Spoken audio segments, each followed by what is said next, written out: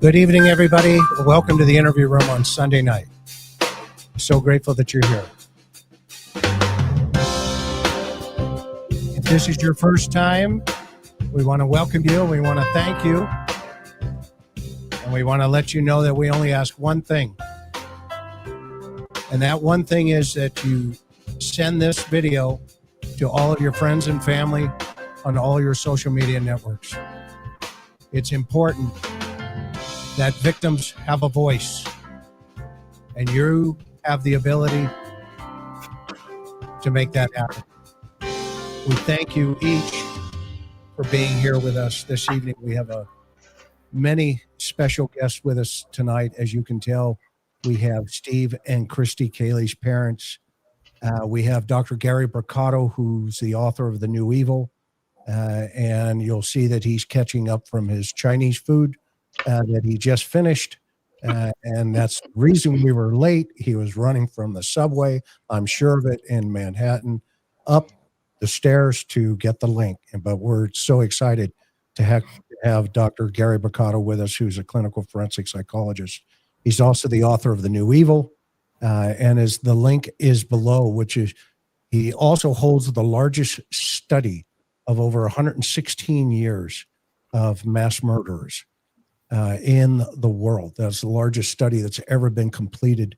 And he is an amazing human being with a psychology practice as well in Manhattan. So if you're in that area and you need a good doctor, give him a shout out.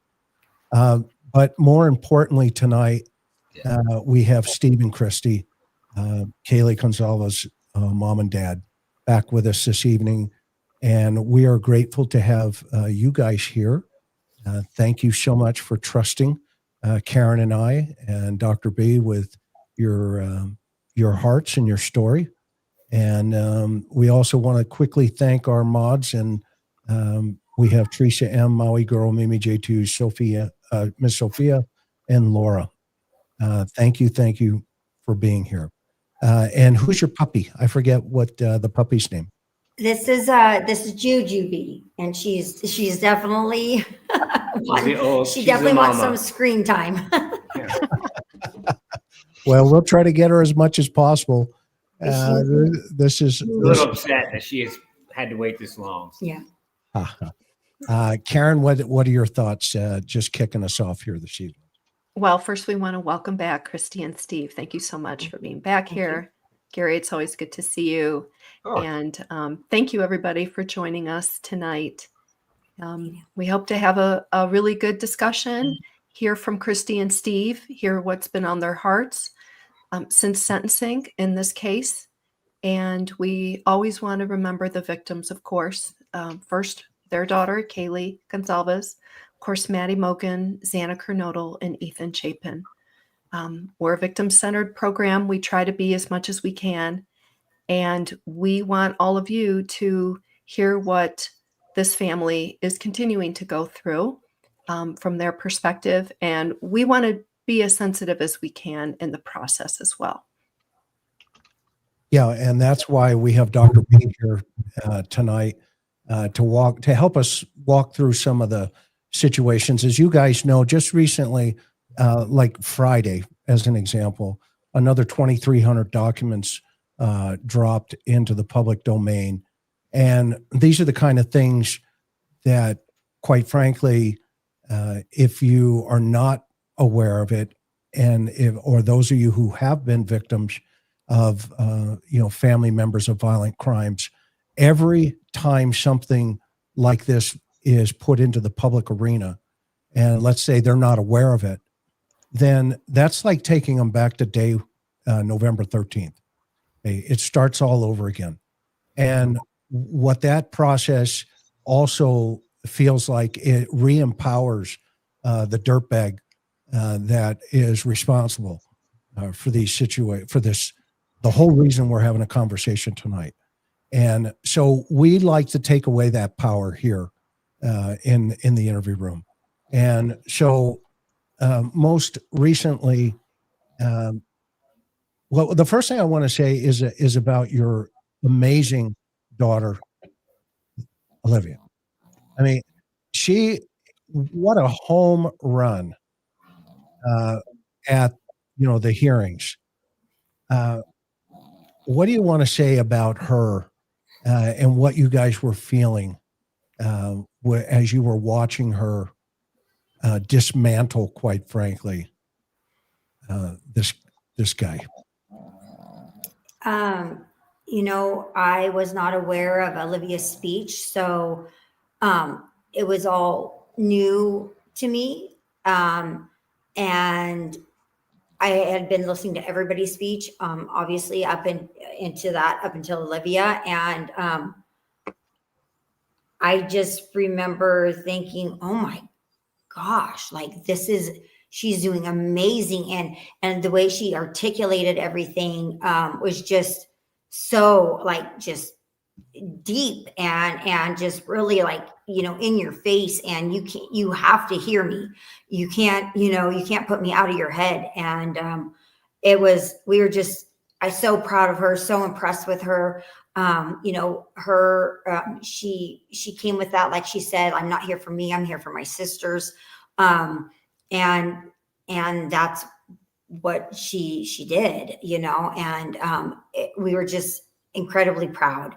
And when she was done and sat down, it may be the only time in history that most of the room actually clapped at a victim impact statement. But everybody started clapping, and I was like, are we really clapping here? And I'm like, we're clapping. So Steve jumped up and went over and met her and hugged her. But the courtroom clapped, and we didn't realize the impact of it fully until after we left. And we were just getting messages from all around telling us, Olivia blew up the internet.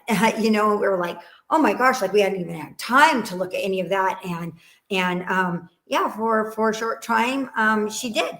And it was for Kaylee and it was for Maddie. And we were incredibly proud for that. Yeah. Oh, go ahead. Olivia also recently continued to show her courage and bravery, and she recently sat down with the prosecution by herself. She went there and sat down with them. And just from your perspective, the answers that she got, if she felt like she got answers, how did you feel about just the fact that she did that on her own, but also the outcome of that? Do you feel like she got questions answered, and was she satisfied as much as she could be from that? Well, the thing is, we've raised girls much like how we raise our son, to be independent, be strong, look at things in a way that you make up your own mind, and you don't just buy what somebody's telling you.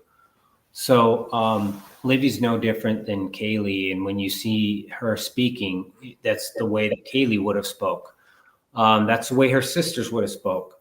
They're in different parts of their lives where they've been prosecuted for being victims of this crime. We've had kids, we've had our daughters literally go to friends' houses to spend the night, and they find out that they're involved in this case, and they literally say, you can't spend the night here, because they're afraid that there's some kind of thing coming after our family. So they couldn't stay there. So that's why the younger ones have tried to avoid being part of this case as much as possible, just so they can just make their own paths and not be walk into a room and have everyone know who they are and make a decision about who, if they're good or bad.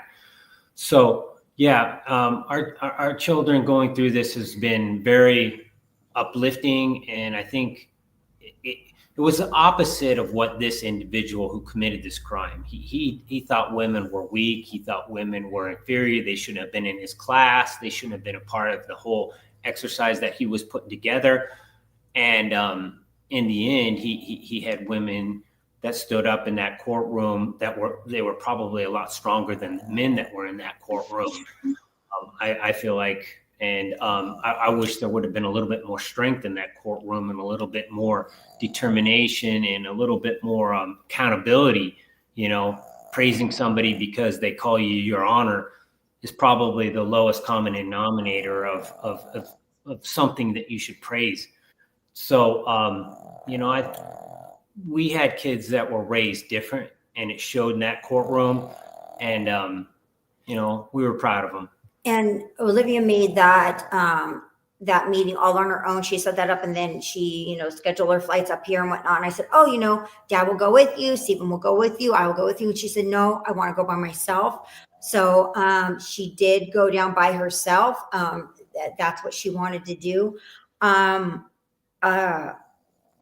do feel like she found some answers. Not all answers, because there really are a lot of answers that they can't answer. They don't have all the truth. Just so many. And we understand that. It is, that's just something that, our family has to grasp. But I do feel like she has a better understanding. And from what I understand, she did look at some of those incredibly hard crime scene photos that did she review those? Did she look at those? She did, and she did. And she knew that me and Kristi didn't want to see those. We didn't want autopsy anything. photos. That was the last memory that we wanted. So it was something that she individually, as a sister, had to do. It was her path of truth. And for us, she was like, my parents don't need to be here for me. This is something I can walk on my own and cross these paths, because there were certain things that to her wouldn't be complete unless she did them. And that's what that meeting was about. Yeah. And just for the record, that's the puppy snoring. Yes. And I'm sorry. No, it's adorable. We love it. Adorable. It just, again, it shows us, I think Kaylee's here in the room, and she's probably got that puppy working, overtime here for us. So we, God bless her. She loved dogs. She loved this girl. All the way up to Murphy. I mean, yes. When she left our family, that was a missing part of her, was like, I'm so used to having a dog. I'm so used to having this family that we have, where I have these siblings. We don't go to bed at night by ourselves. We're watching a movie. We're having popcorn. We're doing all those things. So she got Murphy as a thing. And we're like, no, girl, you're not in a place in your life where you can have this big dog. And she was like, I can do it. I can make it happen. I'm making a good amount of money. I can pay for this dog. I can take care of it, Dad. And I was like, time and energy and commitment, because we love dogs. But she did it. She pulled it together, and just a little insight on the person that they were. You can see people through their actions more than their words. And what she was doing with that dog kind of shows what kind of a person she was. Yeah, no question about it. So I'm curious, how about you guys? Let's kind of level set a little bit further for our conversation tonight. How are you guys doing? I mean, just in general. Speaking on like just being an onlooker looking in on Steve, like I think a lot of times you don't see yourself from the plea. We'll go to the plea. When the plea happened until now, initially Steve just spiraled so bad after the plea deal. Like I saw a person that I had never seen. Just the anger in him just was incredible. Like he had no patience. He was just so short. And I mean, I was praying to God. I was just like, please, like, let this not be like the new him. Like whatever this plea deal has, it has, brought out something in him that, you don't want to bring out. And it was through, even the sentencing, but those times were very, very hard. And I really just felt like now's my time that I need to stand up and I need to be here for my husband as he had been for me through everything.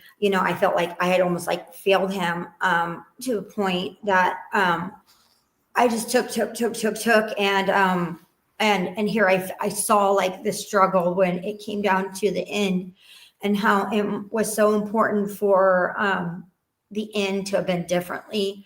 And I just really felt like I needed to step it up and just support him and understand him and tell him how I knew he was feeling, and his feelings were valid. The anger, at the prosecution, it was just this whole spinning out of control with no control. When you have absolutely no control, when we try to keep things in control in our lives, like most people do. You want to have a sense of, obviously everything you can't control. There's things that come from the outside, but for the most part, we have control of our lives.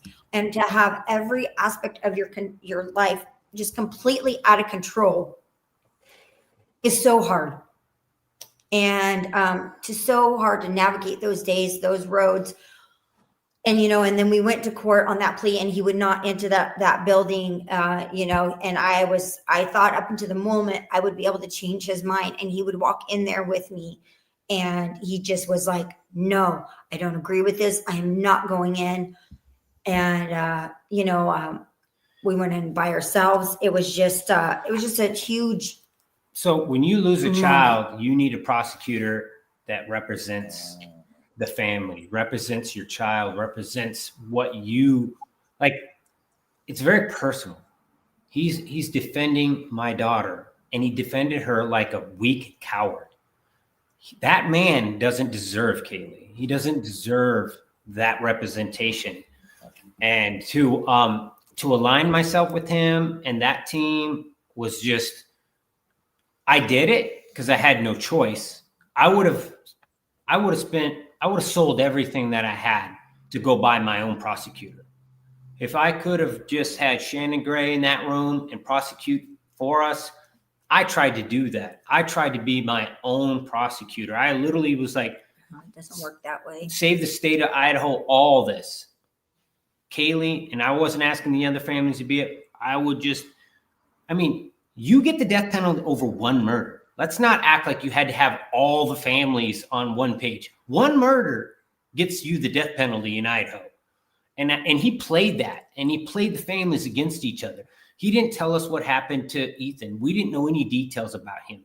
We didn't even know the details about any of the other victims. So to have the totality, to ask us to go forward and say, do you want to make a plea deal, and not give us the totality, not give us the common respect of what this individual did, just showed me what a low character man this prosecutor was. Such a low character person that he was going to subdivide us and put us in silos and then ask us to make a decision that literally held him accountable for everything he did without the facts of everything he did. He purposely lied to us. He purposely manipulated us. And that was unacceptable for me. And I let him know that. That man knows where I stand. And it put me in a spiral. It put me in an anger-filled spiral because I had somebody who manipulated all the families and got what he wanted, which was the weakest way to deal with this killer. He didn't stand up to a bully. He caved into him. He negotiated with him. He asked him for terms. He took all the strength that he could have had and he gave it away, and he groveled. He got on his knees. He begged for this guy to literally do this plea deal. And it's disgusting. And he just let us down. And we hope to fix the story when it's all said and done. But today it is what it is. And we do these kind of interviews to let people know where we stand. Very respectful for sure. There's nothing that I can say that Karen could say, evident of the fact, we've not been in your shoes with such the violence that you've had to hear about towards your daughter, and then to feel, to your point, the betrayal in relationship to how everybody handled it. From the get-go, you know, Karen and I were saying from the beginning, and Dr. B, when we first started thinking about the perpetrator, right? We thought, okay, well, this guy's going to be, you know, whatever he was. Okay. And it turned out, yeah, that we were correct.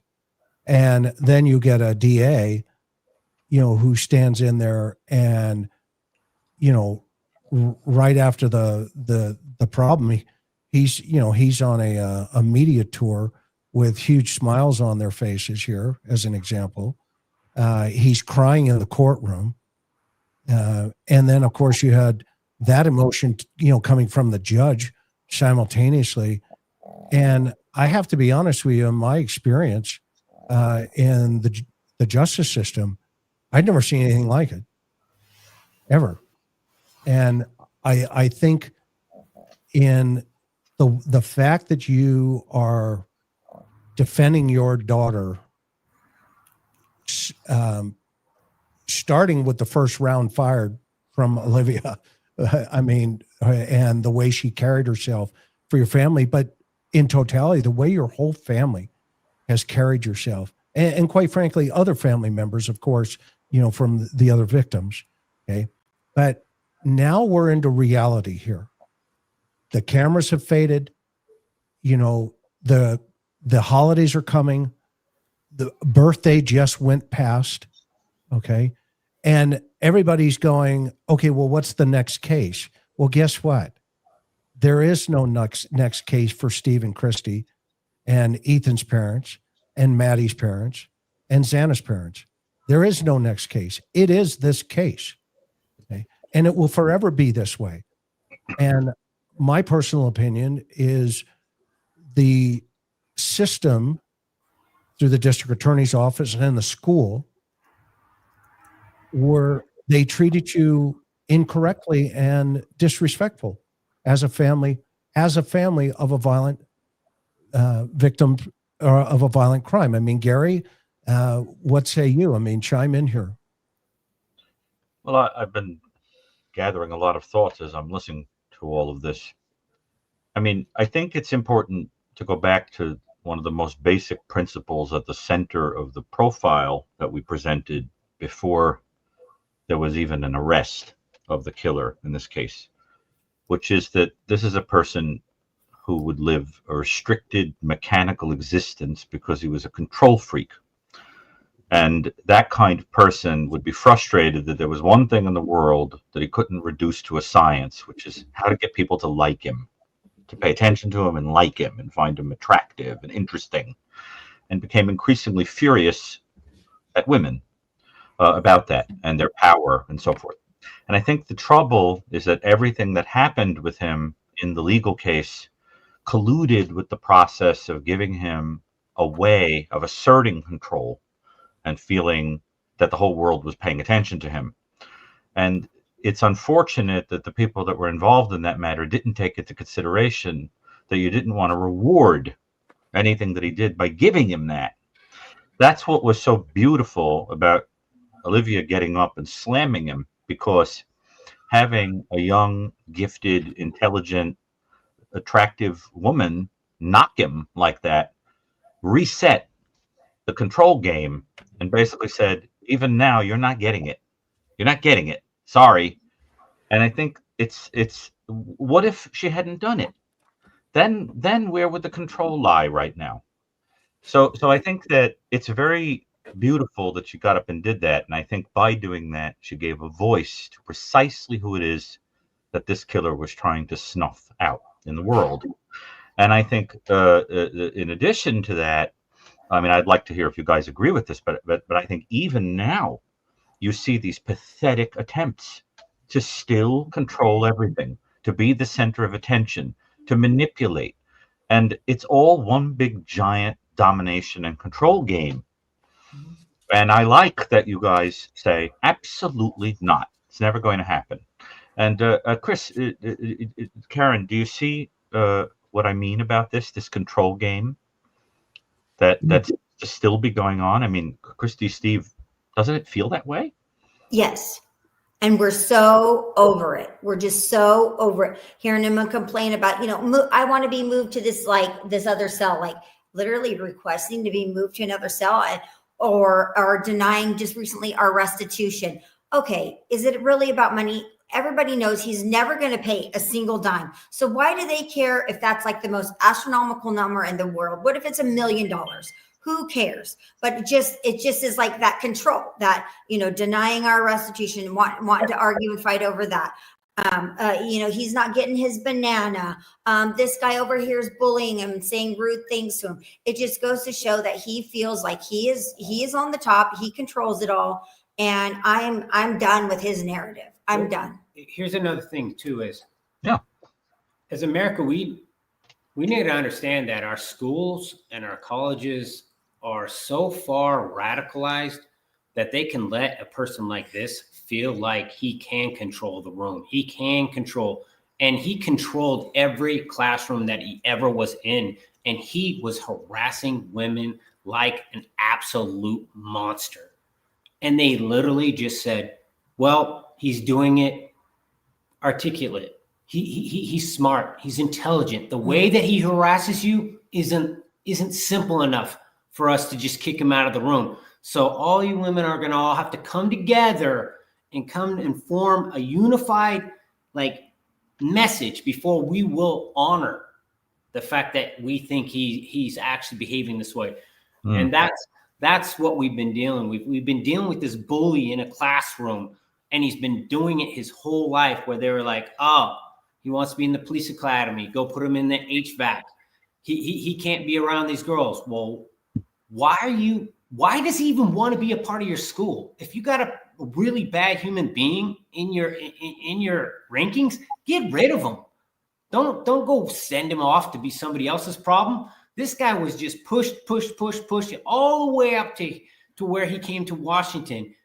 This guy had been problems his whole life. But they just chalked it up to, he's just so brilliant. He's just so smart. This is this brilliant mind that doesn't think like others. And, he's socially awkward, so we can't discriminate against him. And so the lines are blurred. Red flags were everywhere. Yeah, red flags were there, but the lines were blurred. So it made it difficult. I don't know, but it's just not acceptable. Every building the guy walked into, it sounded like it was painted red. Yes. Right. Forget the flags. I think women have a natural instinct when they Absolutely. see somebody who looks at them from, I think you're attractive and I like you, to, no, this guy's looking at me differently. He's looking at me like prey. There's certain guys that give off a vibe that's a different, like one of the people that made a police report was like, I see 300 or 400 people a day, and I've never made a police report before, but this guy looked at me and behaved in such a manner that is so in her instinct. This guy is different. He is hunting me. He is a psychopath. And she went and like I said, 300-400 people a day through this coffee shop, just handing out coffees all day long. And I guarantee you there's inappropriate men flirting with her, doing different things, but it was BK. It was this guy. The way he looked, something in her said, I'm making a police report. I'm going to make a police report on this guy. And I think we got to start listening to these people that make these reports and stop, saying it's your word versus theirs. This stuff starts, the totality of these things start adding up. Well, it's very interesting because on the day of the impact statements, I was on a news program, and I referred to the killer as being alien, as having an almost alien consciousness, like when you're with him. And it was pointed out to me, I was reminded that your daughter had used the same term about him when giving the impact statement. And I think what people are picking up on is that robotic lack of compassion and kind of almost scientific detachment that this person has. And I think you feel that, particularly very emotional people, children, even animals can pick that up. When they're around a person, they get the ick, but I think most people would have around him, unless you mistook him for just being super intelligent, and that's why he was cerebral and weird, But the other thing I would say is that underneath whatever psychological interpretations people make of what motivated this guy, I think at the center of it was this incredible envy, an envy of people who were happy and beautiful and had people around them without having to manipulate them into doing it. And I think, every time you guys talk and the families are together and so forth, and the world sees how much you love each other, how much you loved your daughter, I think that's the thing that gets most under his skin, is that this is a person who doesn't understand that you can't kill that. It's not possible to snuff that out. And I think it just maddens him.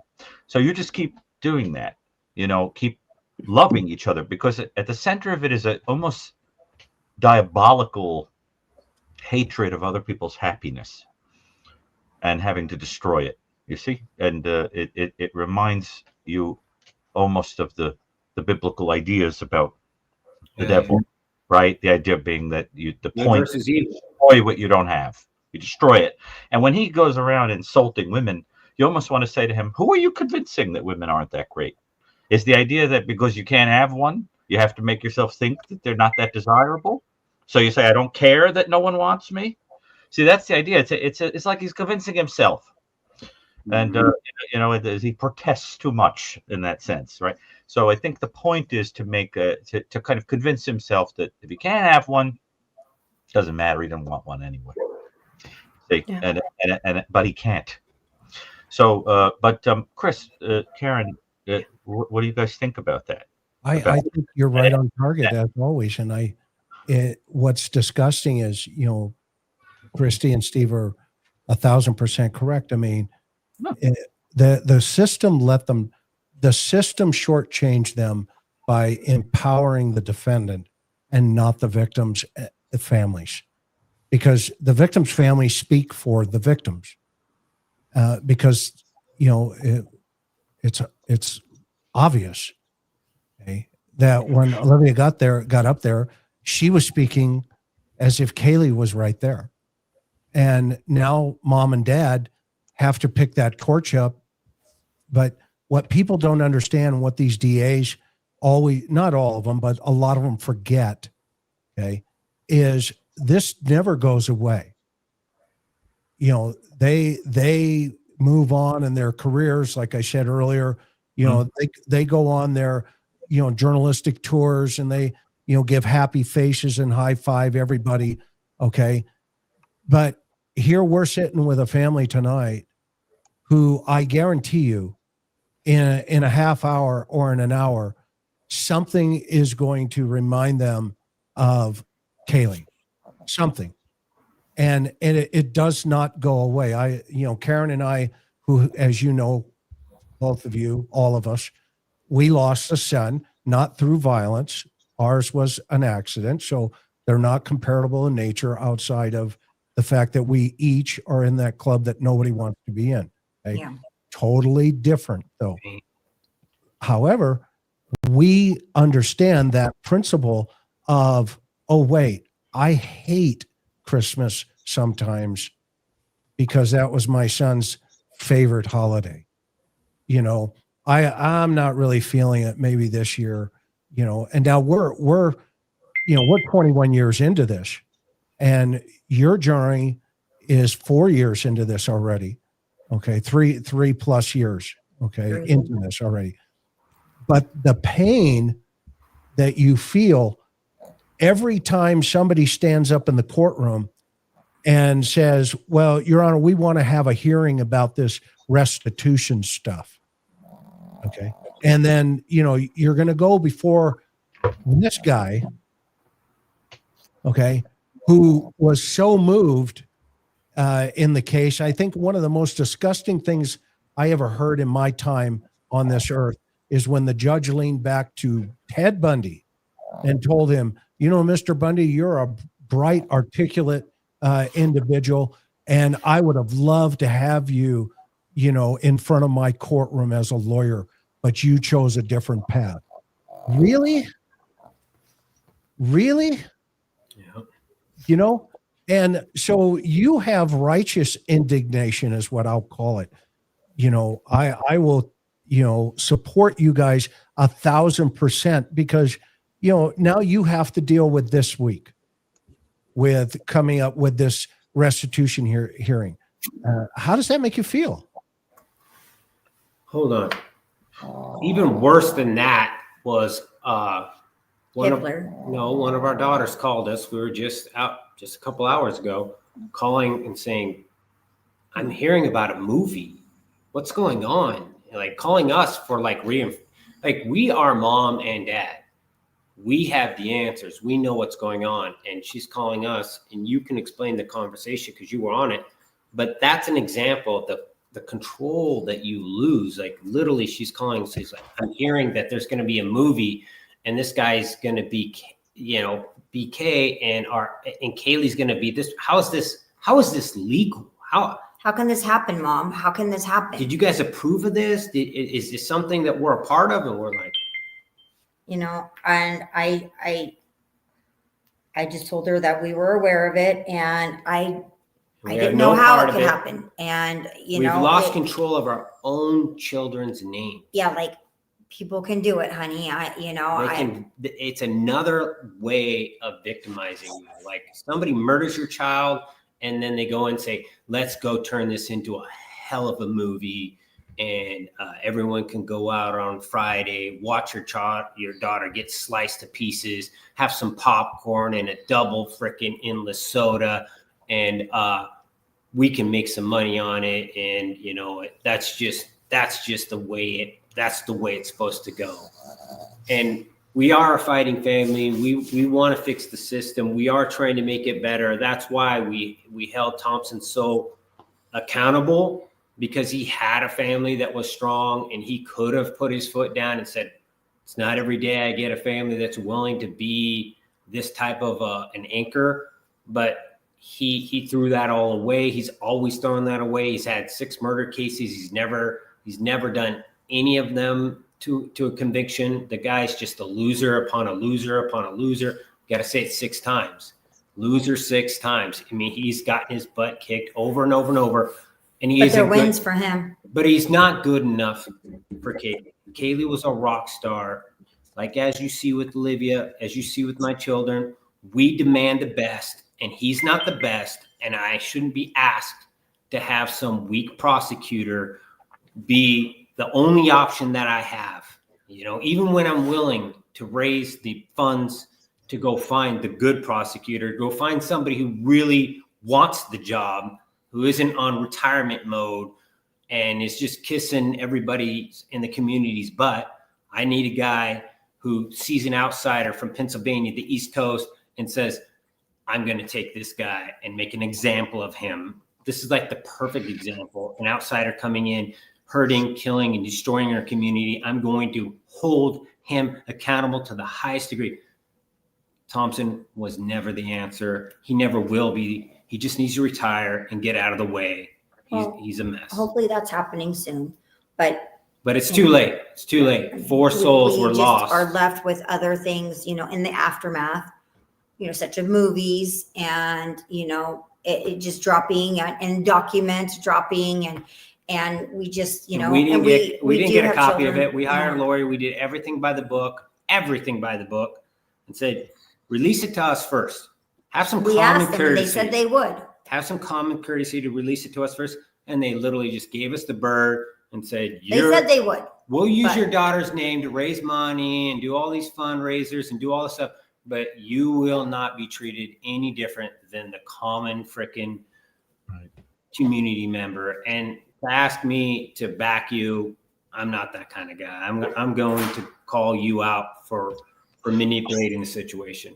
So Steve, it sounds like what we're hearing is that with this latest document dump of 2,300 pages, so they didn't give you guys a heads up. They didn't tell you it was coming. They didn't tell you what was in there. And you had no way to kind of brace yourself for what was coming. And now it's all out in the public. And so this drip, drip, drip of these unsealed documents and hand People are chosen. calling us to make comments Yeah. on it, and they've read it before I have, because I'm at work. I'm working at a hospital. I'm helping keep people alive, doing my My job. good friend told me to stay off of it this morning because she said that they have their fingernail clippings, and I'm just like, Yeah, it's bad. I was like, fingernail clippings. I'm like, okay, like, yeah. So I mean, Yeah, how long can I avoid it? couldn't I don't wait know, to get but rid of today this wasn't the case. day. So eventually, yeah, I'm sure I can warn the rest of the family. But how long can you? We tried to be afraid of it so then we could pair our children, because Sure. we are a large family. But at this point in time, we can't even keep up with it. We can't. It just gets released, and then they call us before we know, because nobody's even given us a warning. They used to let our lawyer know before, and then we could tell the kids, hey, stay offline. Stuff's going to be coming out. But I mean, probably because I've been critical of the prosecution, they're no longer trying to even pretend like they're helping Friends. us. Yeah, they're not going to try to You're help us. really right. Gary, what's your thought? I see Well, you sitting back there.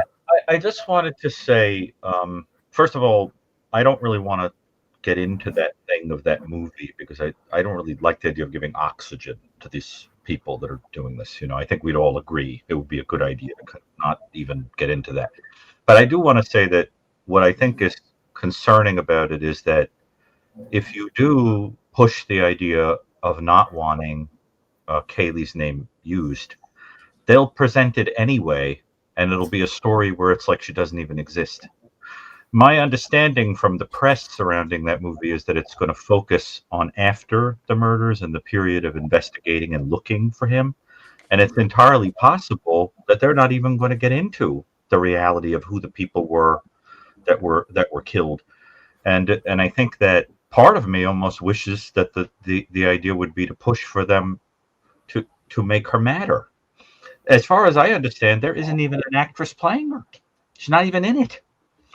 So that it's the opposite idea of having some stranger portray her or whatever. It's more the idea of how do they make the public understand that this was a person, that these were people, instead of making it an interesting story about, you know, having some a nice looking young actor play a horrendous human being.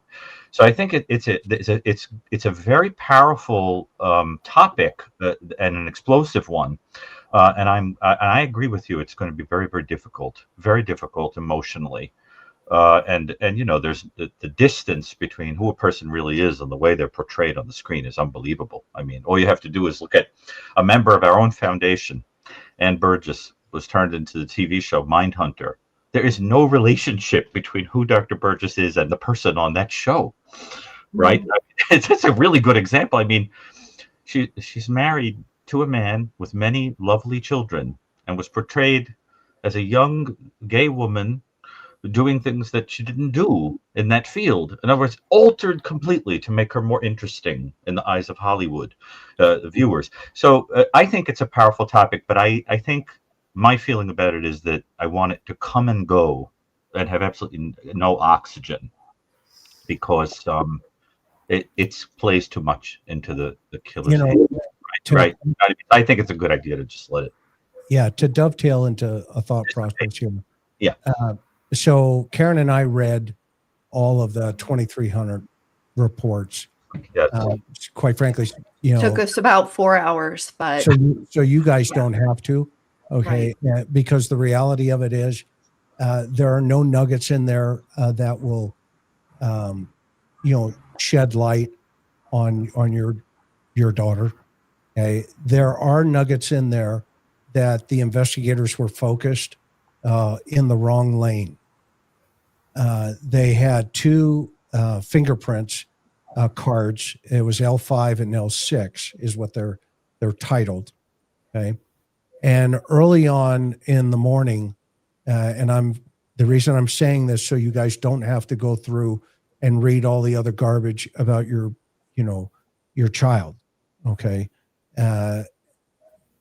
Because a lot of it's obviously evidentiary stuff that they collected and, you know, they sent it to the lab. So all these last 2,300 reports are all about lab reports. Okay. and the results of those lab reports. However, it gives us insight into what the investigators were doing. And within literally a day or so, they were chasing these fingerprint cards. And they were trying to, put it through every system possible. FBI, APHIS, DOD, et cetera. They were trying to identify a ridge on one of the prints at the window and the door. Okay. Well, simultaneously, though, they had information about the somebody that they thought was the person responsible for those fingerprints. It was a hypothesis. There were 2 cigarette butts that they recovered, so they believed that the suspect had been smoking, and so they sent those to the lab as well to get tested. Okay. The problem, though, is they got tunnel vision, and because the car, which was one of the the key pieces of evidence, they didn't get onto that until about the 25th of November. However, they believed they were following a suspect, and they say it in the report. One of the lab technicians has a briefing, and she says Moscow PD is on a suspect. They even name him, but his name's been blacked out in the report. And they were trying to surveil him to get a DNA sample, believing, since they found the sheath, that DNA sample potentially, could give them a solid lead. Okay. The problem that they had early on, though, is they didn't focus on the car initially. They knew that there was a white Hyundai, but they didn't put the pedal to the metal, for lack of a better term. They were focused on this other potential angle. Maybe it was a drug angle. Maybe it was because there were narcotics found in Xana's room, or at least a blue substance that they wanted tested for narcotics. We still don't know what it is because they blacked that out either as well. But that's neither here nor there. Okay. But in their minds, and I'm speaking from an investigator's position, they're thinking, okay, is this something to deal with drugs? What's the deal here? And they started chasing that. And so they had 2 major pieces of evidence: the sheath, and that's the first part of all those lab reports in the 2,300 pages that was just dropped. And the second were the 2 cards, L5 and L6 are the two main ones. Okay. And then as you would read later on in the reports, you'll see what it talks about. They're surveilling somebody. Okay. The bottom line here, that car was available. It was available in Washington State University. That car had 11 tickets on it. Yep. Yes. Okay. At WSU. Okay. Yes. And once they realized that, i.e., when the chief sent his 2 officers out, or whoever sent the officers out who, were proactive in their investigative ability, those patrol officers ran that car in every direction, and they discovered his name, his classes, all this other stuff. Okay. I have a theory, and it's just a theory. My theory is when they started looking at that name, to your point earlier, Steve, all of those red buildings and those red flags started flooding the administrative offices of both universities. And so it was easier to say, well, he's leaving. Okay. He's gone. Okay. And then when they do get the DNA evidence back, whatever it was on the 28th of, December, okay, back from the feds and the IGG, et cetera. Well, when all that information comes on, well, he's already back in Pennsylvania. Here's the problem in my mind and it has always been. And Karen and I have dove into this extensively. Simultaneously, rather than telling you, the family, of how the investigation is progressing, they're having meetings with the university. That's the University of Idaho. The U of I is having meetings also with WSU. That's true. And they are sending emails out about, let's create second rails here, okay, of communication that are for your eyes only, basically, right? Top secret stuff. Mm-hmm. Okay. Keep it off Whitcomb. They literally said, keep it off the 911 network. Yeah. Exactly. Keep it on the down low here. Okay. Mm-hmm. I think that's because they knew they had the car, but they didn't do anything about it. I think had they gotten that car on the 18th, when they, were in the arena there, for lack of a better term, we would have so much evidence in that car that the sheath would have been a bonus. Yeah, totally. So It wasn't until he got to take it home to mommy and daddy's and clean it in their shop for. I'm going to argue that car was already part of another crime. That car was part of a drive-through in a coffee shop where he was harassing a girl. Okay. And there's a police report that's out there floating where this female says, hey, I deal with 300-400 people a day. He's coming through my shop. He knows my last name. He knows my first name. I've never given him either one. And he seems to know my shift. So that car should have already been part of an investigation. So what your instincts are very close to the same instincts that we have, where something was going on, and the tickets that he had on campus. The tickets, and remember, he's returning to campus, so it's not easy. I had an investigator. My investigator can't just go to Washington State's university and just jump on there and start interviewing people. Right. It's private property. It's a university. They can't do that. They provided him a safe harbor. He committed these murders and these crimes from that location, which provided him a sense of protection. And that's where he ran right when the crimes were over. He did this little weird loop, but he got himself back into a little protected envelope where it wasn't easy for the Idaho State people, the police, to just go across state lines. And then now they had another obstacle. They had to go deal with a private business and say, hey, we need to go talk to these people on your campus because we've got some instincts that tell us that something happened in this classroom. Something happened here. And that's what I think they've all been very tight-lipped about everything, though, as far as WSU goes. But yeah, they were that definitely white car some was identified very early and never reported. We do know that part. Yep. And what never made any sense, even when I interviewed the now retired Washington State WSU police chief, is I asked him point blank, when your officers had the car parked outside of the killer's apartment, why didn't you go in and contact them? Why didn't they go up and do a field interview, as it's called, right? Why didn't they get a buckle swab from him? We now know they buckle swabbed 5 other men, 5 other people that they were looking at. They had him, they had the car, and all we got was a word salad. It didn't make sense. We pressed him on that. And to everyone's point here on panel is, really, you could have prevented him leaving the campus. To Chris's point, you could have had the car. You could have had much more evidence from the car.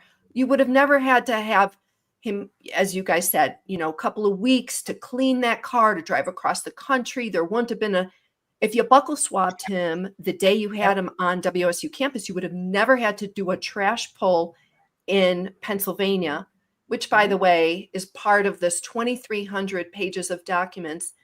And from a journalist looking in, 85% roughly of what they released of the 2,300 pages was like throwing a dog a bone. They were redacted pages. There was nothing of value on it.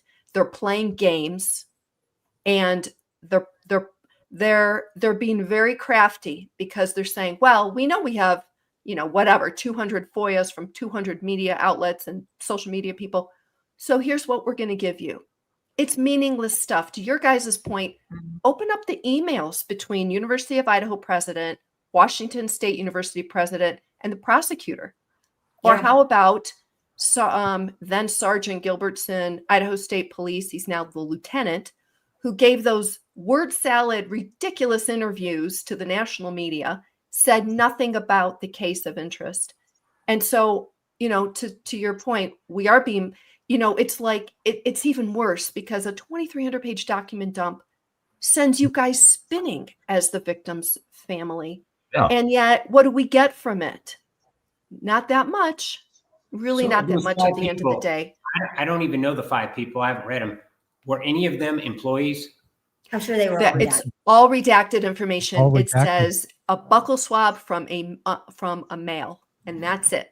There's no other information that even So I talks think it's a about conflict that. of interest when you don't want to basically investigate what you should be investigating. And I feel like some people weren't investigated on purpose, and I think that's part of what's going on right now with this dumping of all this stuff. And I mean, you got a guy who's just repeatedly harassing women over and over and over, and we just have to listen to these young people that are saying, hey, this guy over here, if you give him a degree, he's a psychopath waiting to manipulate power. Maybe we should question this. Hold the reins on given this PhD. Gary? Right. Well, there's one other aspect of this that, for me, is like the elephant in the room. Is that if this were a situation where somebody commits a mass murder and then slips away into the night, and is given time to kind of clean up and so forth, that's one story. But I am convinced, as are a number of other experts, that this was quite likely, a serial killer in the making. In my own work and Raghi Gurgis's work at Columbia, 11.78% of mass murderers go on to be serial killers, like BTK, for example. And I believe that was likely based on the motives, because mass murderers who never kill again are not motivated in the way this guy was apparently motivated. And that means to me that he was probably in a cooling off period before killing again. When people like this clean up their tracks and then are slighted again or insecure or whatever, they sort of build up the need to do this again. And I think what you're picking up on, Steve, with the going around harassing women, because to this guy, women are like one big giant mass, and he sort of sees them as interchangeable. And that's the kind of person who would have been trolling around looking for the next person who emblematized his hatred of women and his desire to play this domination game out.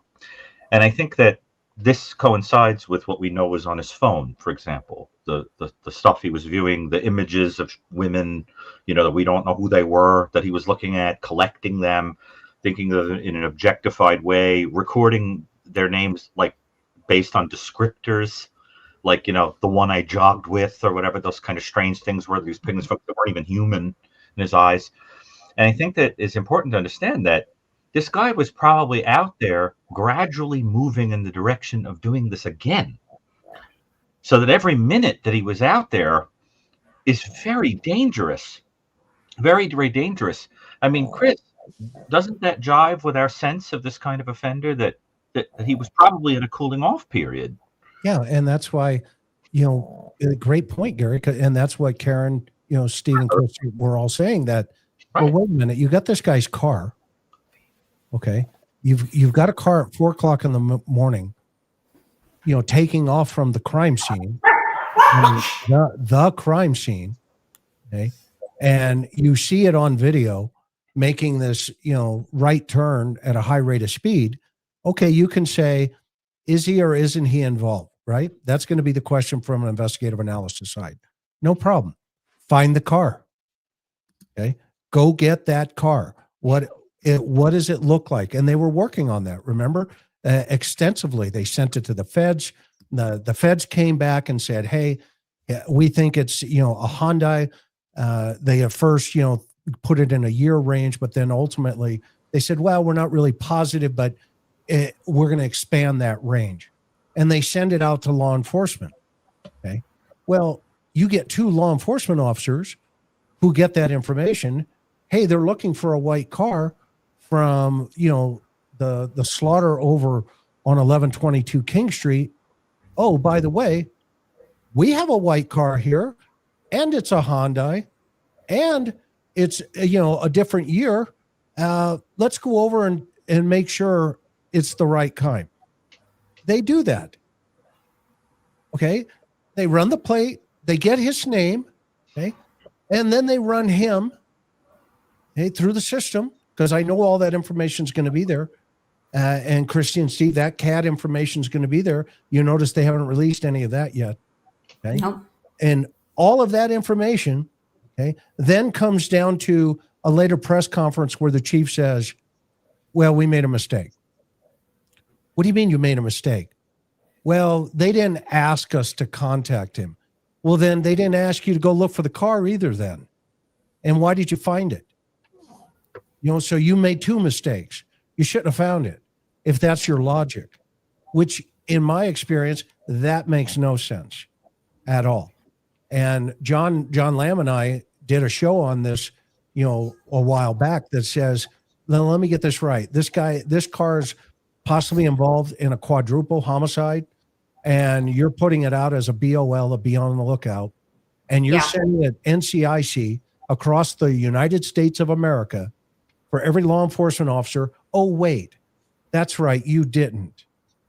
Because that way, if a law enforcement officer stops him going cross country, there's nothing in the system that says, hey, this guy could kill you too, officer friendly. Okay. So it was like, fumble nuts.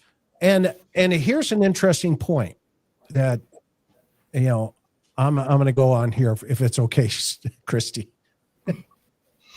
Guess who was making the decisions in those lab reports about using up all of the DNA? That's correct, Thompson. Explain that a little further to people so they understand what you mean by use up the DNA. Okay, so they had the DNA source on various pieces of evidence, right? They had blood swabs, et cetera, buccal swabs. Okay, so the investigators ask for permission. Okay, the lab says, "Hey, we need permission to use this up." Okay, now typically you don't ask permission to the DA's office in the middle of a criminal investigation when you don't have a suspect. Okay, the DA's office is there to make sure that if you need a search warrant, you have probable cause, that they're going to present it to a judge, and the judge is going to be the ultimate decider of that moment that says, yes, you get a search warrant, oh no. Okay. But in this case, okay, they go to Thompson, and it's in the report, Steve. Okay. And they say, hey, we want to test everything. And is it okay if we use all of the DNA that we've discovered? And Thompson says, yes, you have my permission. So what that meant was, if the defense later on wanted to come back and say, it's not my guy, which Ann Taylor did. Okay. She stood up there and said, hey, it's not my guy. Okay. I don't know if they used it all up or not, personally. Okay. We do know they got the killer, and there's no question about it. He's the guy. Okay. They got all of that, but we don't know if they used it up to get all of that at Thompson's behest. Okay. Now, here's the danger in that. If the judge had ruled any differently for you guys and your family, okay, and it was going to be Sod, which we call some other dude, did it, okay, guess what? They had no DNA to test because it had all been burned up. Okay, and that's the other nugget inside of these recent reports here, because there is a email chain between Thompson and Talbert, or I think his name is Talbert, or Tolbert. Am I right, Karen? It's Talbert. He's one of the Idaho State Police investigators. Right. Jeff Talbot on the case. Okay, so Talbot is he's at a quandary. The lab's calling and saying, "Hey, you guys want to rush on these buccal swabs, et cetera, et cetera. Would it be okay, just in case, because we have DNA here and they hadn't tested it yet, can we use it all? Can we use all the sample?" Okay.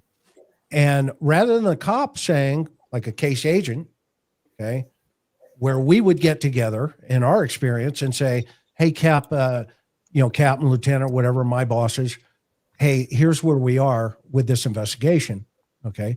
We wouldn't pick up the phone and call the DA and say, "Hey, we need your permission to run a lab, to get, to burn up some DNA at a lab." Okay. No, that's out of his lane. That's not his lane. Okay.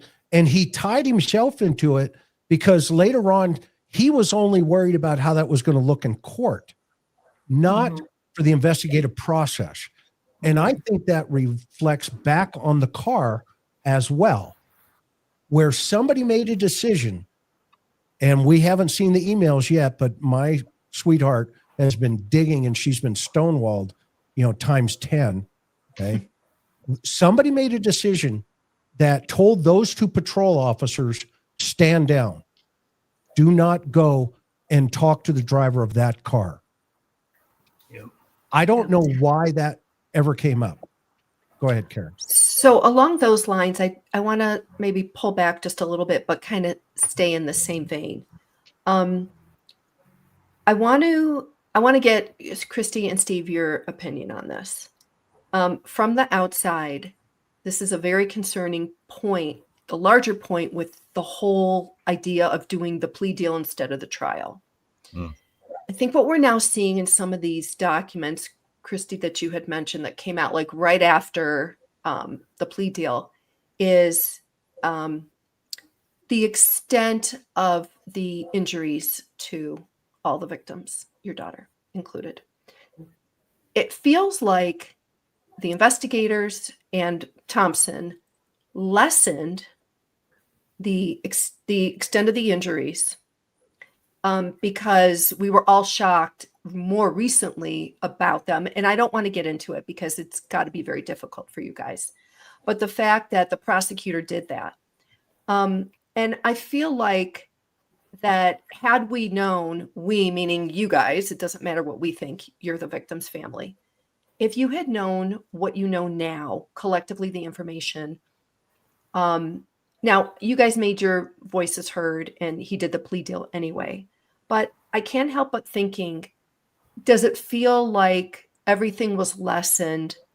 And if so, what reason do you think they lessened it in order to do the plea deal route? I 100% think that it was lessened from the beginning.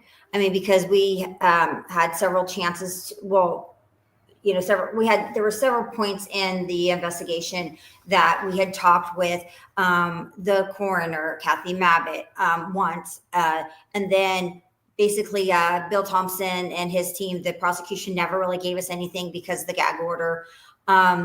So then our next point was when the gag order was dropped, we were able to talk to the investigators the day before. But he asked us to make a plea without even telling us what happened. Yeah, the plea. So this guy's a piece of. We started asking them, like, we still don't know how many times Kaylee has been stabbed. Like we're writing victim impact statements. Can you tell us? And he said no, because the plea deal still stands. And that was within like days of it getting it, but there was a date for it to get dropped. And if it gets dropped on this date, we could maybe arrange for you guys to talk to investigators really fast. So that did get dropped, and we did talk to investigators really fast. So think about that. They're asking us to make a plea deal, to accept it, and they still haven't told us what has happened to our child. It's absolutely unacceptable. He's a disgusting prosecutor.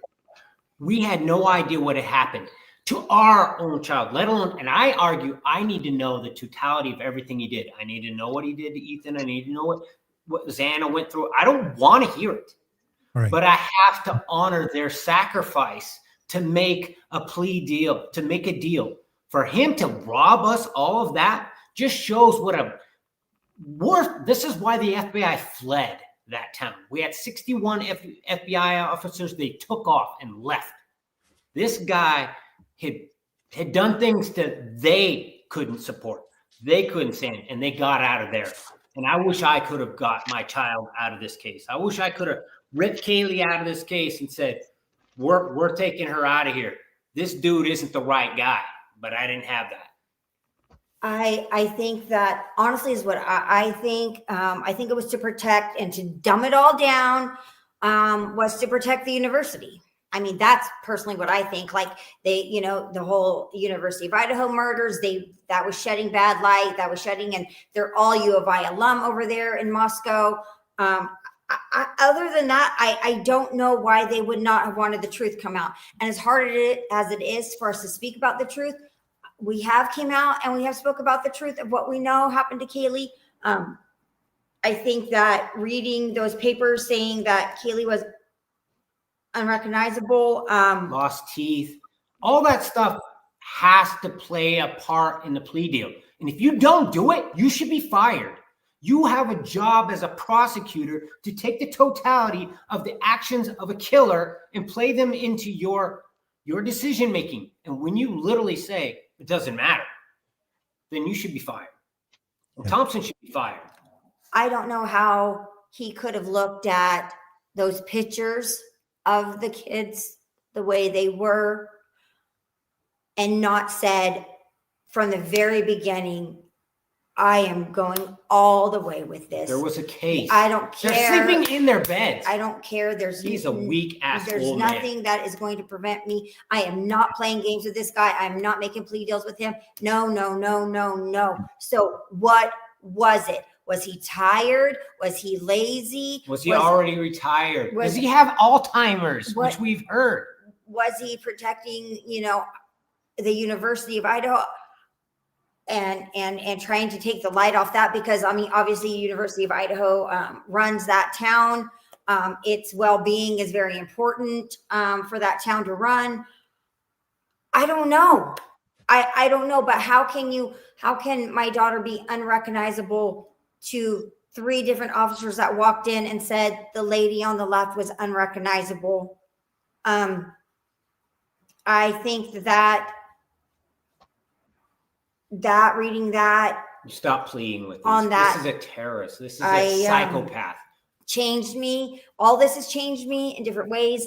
That day, I'll never forget the moment where we were at. We were in the car when I read that.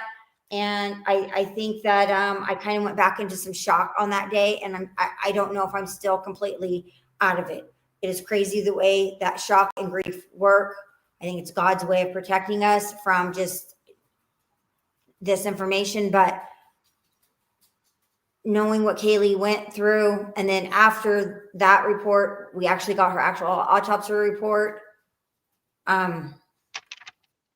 I'd say the only time Thompson I don't see how somebody could plead. The only way Thompson supports a death penalty is if it's his son was killed. That's the kind of man he is.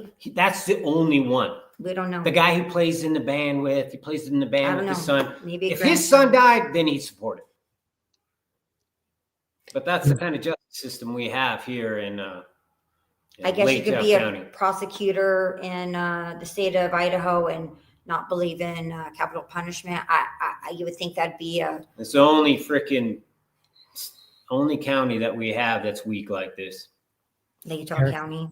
Gary, What are your thoughts listening? And by the way, thank you for that. That's raw emotion, because that is what you're feeling and where you are in your life right now. And this is one of the things that I'm so grateful that we're having this program tonight, because this is the other side. Now, we're on the other side. This is what happens when the system doesn't take into account the totality of victims and their families. You guys, you have a voice for your sweet daughter. And I know you're speaking for all of them, but all of us handle it so differently. But those, again, we go back to this minutia moment, like you just shared, Kristi. You know, a new document dump, you're reading it, and boom, it takes you right back to the very moment. That's Chris, what we're talking about, Gary, right? well, let me just make a quick point before Please. Gary. You know, part of what we were told in the public for the plea deal was, well, we want to spare the families, you know, the long appeals process. We want to spare them all this stuff. Well, everything they said they wanted to spare is happening for a lack of trial, because now But we they have the gave out- drip. Go That's ahead, a good Steve. point. They gave out our dead kids. They gave out the bloody scenes of our children right off the bat. They threw that out first. Before any courtroom, any things that they did, we're still getting that out. But the first thing they gave was the blood and guts. That's what they gave. They threw that out. Said, and all the families agreed, we don't need to have the So that was a children. fight. That was a battle. All the families Logan agreed. We family don't and need to Chapin see family this. fought. And This stuff doesn't need to come out. And they said, guess what we're going to lead with? We're going to lead with what the families all agree shouldn't be out. And then we'll start leaking all this stuff out afterwards. Hopefully, if we give them that, then, the people will stop paying attention to this. If we just give them the blood and guts, maybe they all go away. And maybe that worked. I don't know. no, But, It didn't. well, I don't know what the viewership is anymore. I don't really care. I don't know. All I know is we all agreed, let's not let out the freaking crime scene with all the blood and guts. And they're like, oh, yeah, we agree, Steve. We all agree. You guys all are on the same page. And then that's what they led with. I think the descriptions were enough. They didn't need to put out any photos. I mean, at least, Yeah. I mean, unrecognizable is unrecognizable. We had to sue. We literally had to sue to Well, make them do the right The thing. Mogan family and the Chapin family did, but they covered both rooms. So we were like, it's covered. This is a battle. We don't have to, chomp, which was, No, we were all on the same page. we were all on the same page. Yes. And we're frustrated. We're definitely frustrated. And every time we see these things that get released and fingernails and all this stuff, and they don't even tell us what's going on, just goes to show that their loyalty is to what we've already seen. A book where they bragged about being part of the investigation. U of I literally said, we're part of the investigation. We handle crisis management. We were there. We knew all about this. We helped them deal with it. We decided to destroy the crime scene. I mean, I think it's pretty clear to the outside community what's really going on. And they've done a terrible job of handling it. And hopefully when it's all said and done, we can live with it and make sure that we make a system that protects the community. Stuff like this doesn't happen anymore. Because Idaho's a great, beautiful state, and we don't have a lot of crime. And the reason why they didn't know what to do is because we hadn't had a murder in 7 years. Right. So we want that. That's the good thing about it. But when mistakes are slapping you in the face, you literally look at it and you either decide to do something about it or ignore it and then just keep doing it over and over. And I'm not going to let them ignore it. That's what I'm trying to do. I'm trying to hold them accountable and say, you're going to learn from these 4 victims, and we're going to make the system better. And I'm going to force you. I'm going to force you to do the right thing. Yeah, and I think it's important. It is important for the public. I mean, we are so sorry that your family has to go through this, and it's ongoing. It's like it doesn't get to end. it's important for the public to see the actions, in this case, by the prosecutor, and we'll put the investigators, but mostly the prosecutor in there. It's important for people to see what that decision has done. Chris, your thoughts? Gary? Well, first of all, one of the reasons I'm so horrified about the idea of the images becoming available to anybody is the idea that the images can become available to the killer. And for somebody with these kinds of what I think are his motivations, that is the worst possible thing that you could do. Chris, wouldn't you agree? I mean, that's the idea. Yes, but I need to tell you right now, he's already got them. Well, that disturbs me immensely, because if you're a fantasy-oriented person, right, the idea of that is horrifying. There was an offender years ago who was described in the first book that was done by my mentor, which I did the second book building on it, and he received a kind of I don't know what to call it, a fan letter from one of the most notorious serial killers in American history. And the fan letter contained a computer printed image from the crime, autographed. The idea of these things disgusts me to no end. So I just want to put it out there that I'm sure that was also going through your mind, the indignity of that. So that's the kind of thing that bothers me, is that you have to leave the legal realm and think about the effects on human beings. And the whole thing just sort of colludes with the dehumanization and the objectification that was played out by this person. The other thing is, I remember, and I wish I had the footage of it, I remember seeing somebody involved in the case talking on the news and saying that the decision to go with the plea deal had a lot to do with money. And the explanation was that if you already knew what the outcome was going to be, why put the taxpayers through the whole process of the trial? And the families were split anyway on whether they wanted a death penalty, so they went in the direction that they went. Now, Chris, you remember that, right? We talked about that. They had gone on the news and said that. Yeah, that was a news, and I think it was somebody from the AG's office. Well, yeah, because it was literally, I was a show right after I appeared talking about the case, and then there he was, and and I remember thinking to myself, my God, the message that sends. And well, not only that, look at these in the 2300 dump here, Gary. Yeah. In the middle of it, it says this is not an invoice, and they give $500 amounts for like 4 DNA testing from the lab. Okay, that's the kind of crap. It's ridiculous. That also no family on this earth whose daughter or son has been slaughtered while sleeping in a bed should read in a lab report that, oh, by the way, it was $500 to get this DNA, to get, the murderer of this case, but it's not an invoice. Okay. No politician in the United States should be involved in any criminal investigation. The governor does not have an opinion in the death of 4 college students.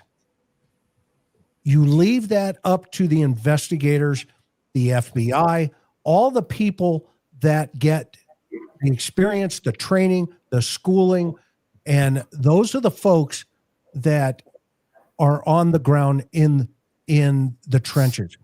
You do not send $1 million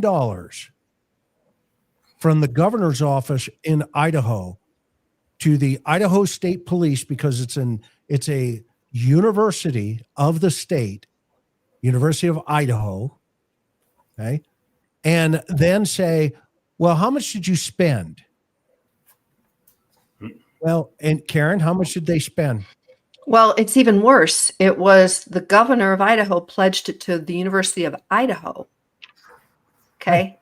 So there is a distinction. And they told us this week, out of that $1 million pledged, they they got billed for like $435,000. Okay. So, Okay. So but now why, go ahead. I'm it sorry. just doesn't make any sense. The University of Idaho should have been nowhere near the investigation. It was Moscow PD. Yeah. They handed $1 million to the University of Idaho. The governor's office did. Karen, that's what I love about this girl. She is just a bulldog. Karen reaches out and says, "Hey, you got, it's public funds. You guys got $1 million. What did you do with that money, and how much have you spent?" Well, U of I right now has reported they've only spent $435,000. Okay, well, where's the rest? Well, And- and even still, what'd they spend it on? Where'd that money go? Yeah, I mean, right.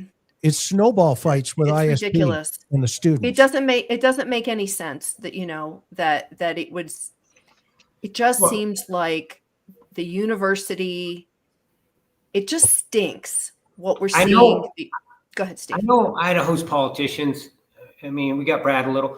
We have some really amazing politicians, and money's not the issue. Right. If you come and you kill our highly educated people, Well- we will spend as much money as it takes Obviously to not. find you. Yes, don't no. agree with that. I No. believe our politicians 100% believe in that. I don't. And that's okay. But when you get to a university, when you get down to the microeconomics of a community, they dictate where that money actually goes and what's going on and how that investigation is going. But the upper management and the governing of Idaho, we don't care how much it costs to prevent somebody coming from the East Coast to kill our kids. We will spend all that money and find those people. I guarantee you that's how our government sees Why it. why did they give the money to the university? Why didn't they give it to ISP? Because that's or who said they MPP? needed it. And you have to What trust were the they? local What were they people. saying they needed it for? I mean, I think I've seen the COVID. the accounting. No, but this didn't have anything to do with COVID. It was during the exact same time of COVID. And it was No, during COVID was Thanksgiving. 2020. This was 2022. COVID had nothing to do with it. And is what I remember they put up on there. There was very little for counseling that they put out. There was some It was basically room and board for police room officers. and board for Right, police for officers, state which I police. thought That didn't make any Um, sense either. You own the no, I didn't school. understand that. They own the Yeah. dorms. I mean, that was weird. Yeah, I was like, When the FBI showed up, there was a lot of amazing work and a Yeah, lot absolutely. of hard, I'm not saying that there dedicated wasn't. people. I mean, Okay, I want to but- keep it in the right perspective there. oh, I don't agree with. I don't know why the money went to University of Idaho.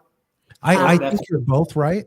I think you're both right. But what was happening from, let's say, two lanes here, right? You've got the criminal investigative lane and you've got the political lane here, right? And it's a state university. The whole town, the economy, all of that has to be taken into consideration, right? But, from a grassroots level, I guess where I'm coming from is the investigators should have ignored all of that noise. Yeah, Okay. You have to. 1,000%. And what they should have done was focused on, okay, what do we have? And we can check them off, right? The car, the sheath, the other stuff. Wait, and that's what they should have been doing. But what they were doing, to your point, Steve, is they were checking in with the university. They were checking in with the district attorney's office. Hey, we're about ready to do this. Do we have your permission? Okay. That's Can where, we destroy the crime scene? well, that's the point. They Can moved. we destroy it? You're asking the university because you've made this weird orchestration, so they end up getting it gifted to them. Exactly. And they hired, the universities hired who killed our kids. And they're telling us, oh, it's crime of passion. Everybody's It's safe. an isolated thing. This house, this party house. These kids did everything to get Party, themselves party. killed. No, you hired a psychopath killer. You didn't properly vet him. Then he killed people in your community and you made it look like it was a party house. And that's why they got killed.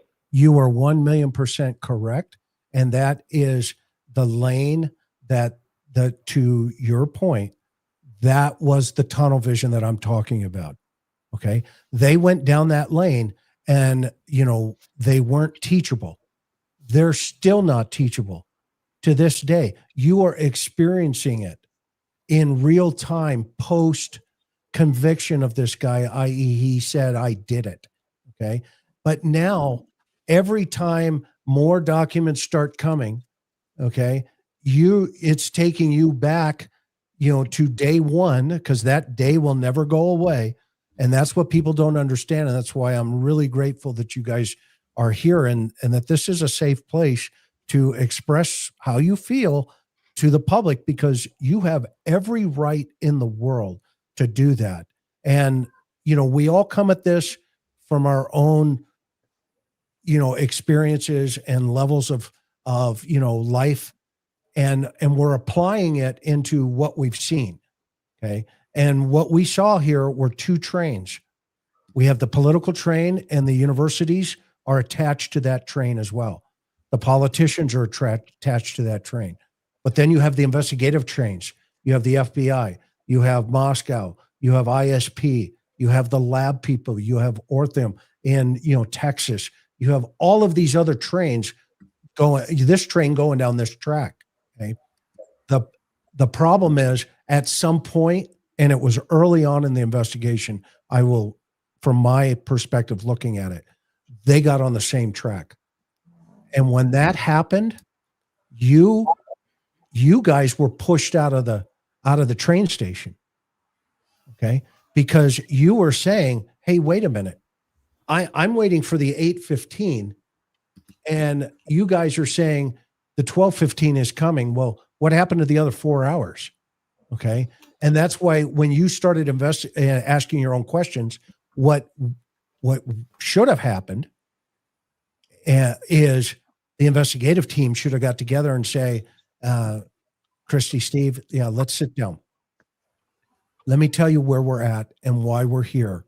I can't give you all the details. You understand that. And you would have done just what you did. Shook your head.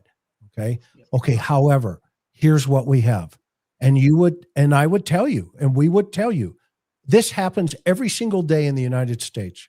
Okay. And I'm not saying that the investigators didn't want to do that or haven't done that. I'm saying somebody stopped them early, and it wasn't the investigative team. It was somebody behind the curtain, the wizard, moving all of the levers. And I'm going to put a lot on the U of I president, because simultaneously he's writing a book, okay, while there's a gag order, okay, and he's talking, and I read that. Go ahead. They're not part of the gag order, but they try to throw the family. It's like, we can't talk about our kids, but the That's university can talk about it. Right, exactly. And that's they're part of the investigation. Yeah, great point. Yeah, solid. And I mean, how does it make you feel today? Well, we know how it makes you feel today, but we can't imagine what it felt like when you were seeing it play out in real time. And this, dirtbag hasn't even pled yet. Okay. And they have all of this information tucked back there, and we're going to go get this guy, rah, rah, rah. Okay. Oh, by the way, it's over. Okay. Thanks, guys. See you later. And we're going on a movie tour or whatever the deal is going to be. Right. Meanwhile, the horror is you're experiencing it. And Gary, am I off? They still hadn't explained everything that happened to our kids, and they went and did a media tour and treated the freaking cameras better than they treated the victims' families. That's what they did.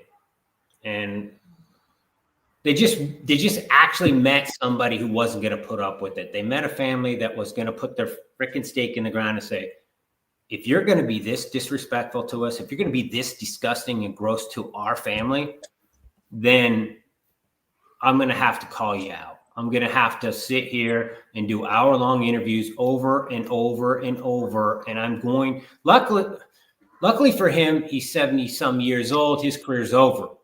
It's probably why he was given the case and not somebody with a younger, that would have been like, didn't want to ruin their career. Thompson obviously didn't care.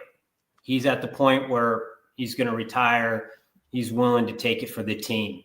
and the team is going to be those universities there.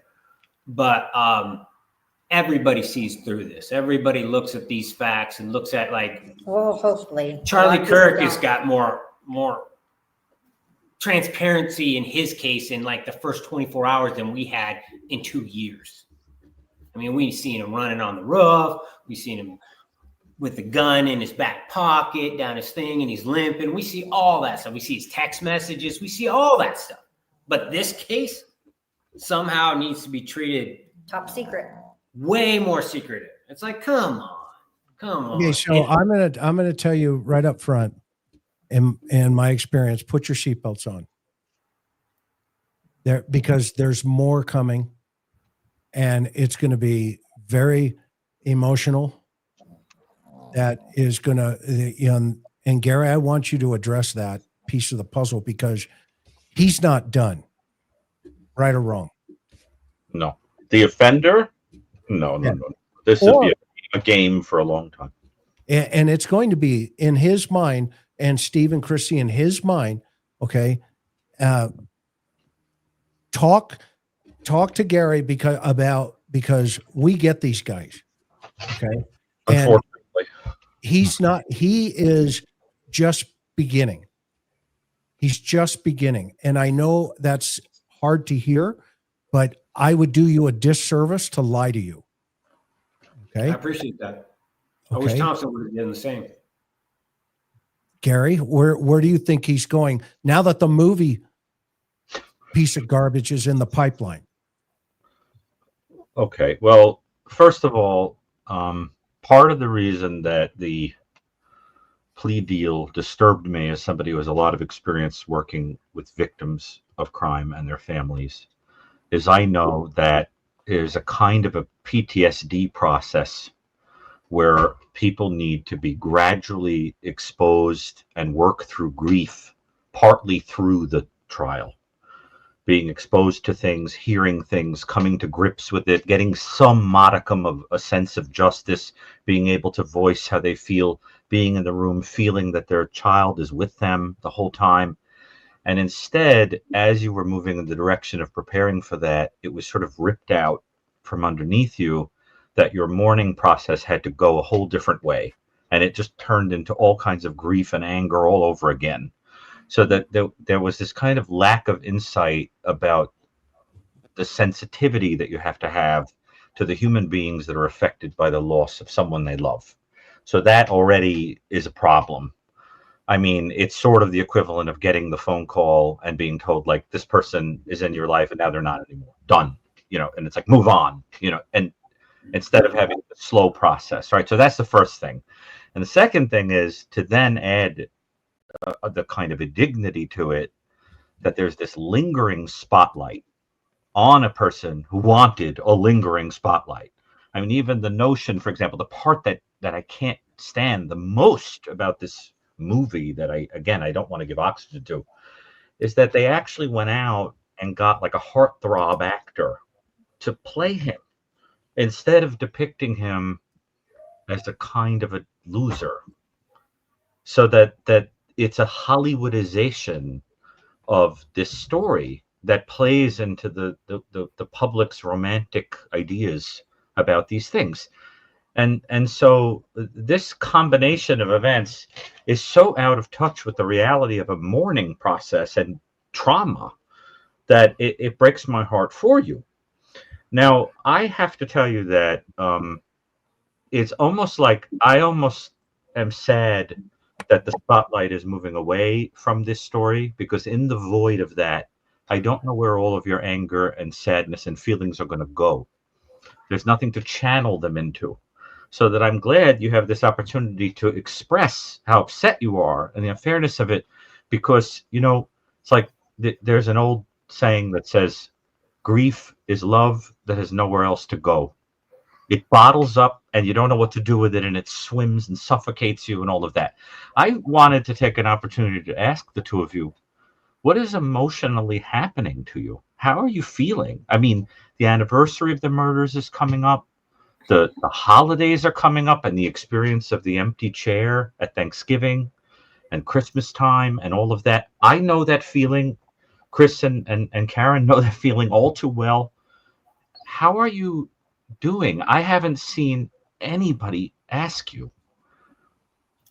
How It's hard. It's just hard. I mean, actually, even stepping into November for me, She hates the word November. I literally hate the word November. So everything is kind of, snowballing right now. And well, it has been, I mean, it is every day. But November is going to be especially hard. And I just, it's hard to go out in public. It's hard not just to stay in my bedroom and not deal with anything or anyone besides my loved ones. I just want to hide from it all. Everything is terrifying. Everything is scary. Everything hurts. Everything reminds me of Kaylee. But it just is constant reminder that she is not here, and everything seems like to be a triggering point, a dog barking, white cars, and you just go out and you just want to put like blinders on. I mean, the word November, I get it. the 13th. Fingernails, trying to tell us there's fingernail clippings of our child. The things that they did to our child without even telling us, like It's just hard. you It's think all your hard. kid, your kid gets murdered, and you think that you'd know that they were traveled to another state without you even knowing. Like, why is our kid in another state right now? We didn't even know. It's wild to know that, all these things are so hard to keep track of. But we have a couple sticks in the fire. We're not your average victims. We're not your average family that we've already changed laws, and we'll keep changing them. And we're gonna fight this. We're gonna punch this guy right in his face when it's all said and done. Not in person. Not in person, obviously. Yeah, But not this for- guy is motivated the wrong family, and when this is all said and done, the next family will have less things to worry about in Idaho because of what this piece of trash has done to our kids. And we're laying some foundations that we can build on, and everybody in our community can use and understand that it's a better system. Even though we don't have to deal with murder every year or every 2 years or every 5 years, when it does happen, we'll put some things in place to make sure that people don't fall through the cracks, that have 13 investigations of people complaining on them, saying that they're a psychopath, and people refuse to do something about it because they're scared and they're weak and they're pathetic, like Thompson, and they get well paid and they don't have any accountability like us in the normal world. If we don't do our jobs, we get fired, but a prosecutor never gets fired. So we got some work to do, but this is the family to make sure that work gets done. Well, as I sit here and listen to you, and we've spoken before, and it's always, I marvel that even in the depths of despair, the two of you still think about the effects on other people instead of only of you. And that is extraordinary, and to me speaks to the kind of values that your daughter had, and that these victims had, is a kind of people that they come from. I just think that says so much about your hearts and the kind of person that she was. I wonder, having spoken to many people who are experiencing grief, particularly this kind of grief, in what ways do you feel your daughter lets you know she's okay? Do you ever sense that she's with you in some way? What gives you signs that she's safe and with God, or what you believe about where she is? So I think that just my belief and my faith in God is what I know that Kaylee is okay. Now I have dreams about Kaylee, and we'll see ladybugs or something, and we'll say, oh, it's Kaylee. But in my belief, I don't believe that Kaylee can actually interact with us. It's a lovely theory to think, or that she's an angel looking over us, but I don't believe that is the case. Kaylee is in heaven. She knows nothing about what is going on here on earth. If she knew what was going on here at Earth, she would hurt. Her heart would hurt. Her heart would hurt to see us in pain. Her heart would hurt to know that we are How missing Thompson her. treated this case. What happened to them? She doesn't know any of that. You know, she's just in perfect bliss in heaven. And so I don't necessarily believe that we get signs. I think that we just have our memories, and I know with my Your faith in God Yeah. that Knowing that we got someone, there's a lot of families out there who've gone through something like this and they don't have a person, and that would have destroyed our family. And I think that lets me know that Kaylee was rewarded, you know, to be here on Earth, to go through all this drama. You turn on the TV, it only takes you 10, 15 minutes to see how much chaos is going on. To be able to go to the next level is a reward. And I truly believe that she had learned enough on this planet that she was able to go on. I'm still learning. I'm still figuring it out. Obviously, I've got anger issues. So I'm still here learning. She figured it out a little bit earlier. So did Maddie. These other victims, they were able to go on to that next level. And you know, college was a great learning experience, but they were able to you know, learn from life a lot faster than I was, or our family was. And Well, grateful. Yeah, oh, go ahead, Chris, please. No, I don't want to correct Steve, but I don't think he has anger issues. I think he is, you know, a great dad. Yeah, I don't think Thompson would agree with you. Well, that's his problem, right? That's his problem. And, you know, I'm going to step away just for a minute. I got to go get a book. I have a poem that has helped me.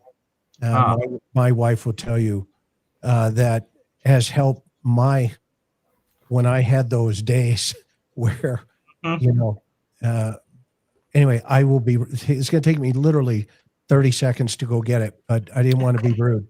But I don't think you have anger issues, in my opinion. And you know, I think you're a great father. You're a great husband. You have protected your family. This monster took something that had you been there, none of this would have occurred. We all know that. Everybody knows. Had your daughter been there, had Olivia been there, none of this would have occurred. And so all of this 110,000, 1,000,000% lays completely upon the killer. It is his malfunction. And now he's sitting in a place where he's dealing with all of the malfunctioning people around him. And quite frankly, it's just begun for him. So let me go get that book, because I think the poem has helped me, and I just feel impressed that it may help you. So please forgive me. And while you do that, no, Steve, you don't seem like you have anger issues. You are a very passionate, compassionate, protective father. You love fiercely. It's obvious. You and Kristi have raised incredible kids, and I'm reading comments in chat for the last 2 hours, and there is, for whatever it's worth, so much love and support for you and your family, for both of you, your whole family. And, you know, I think at least there's that, you know, I know that you guys receive that, you hear about it through social media and whatnot. And I know you've got, seems like a wonderful support system around you as well. And there's just so many people who are in your camp and have been in awe of your strength, have been infuriated along the way as people in the public watching what your family has had to go through. And there's just a lot of people who care that you'll never meet in person. And I know that won't help and doesn't necessarily help with the unbearable grief that you both deal with, but at least I think it's gratifying to see that. It's gratifying to see that It is. piece of it. It's a small piece. It's a very small is. piece, but Mhm. you guys have to have times that you just feel like you're so alone and fighting the system and all that. But I think there's more people out there who have your back, send their love and support to you than even what you'll know. I Absolutely. believe that. And we do, we feel that, we feel the love, and it means everything to us.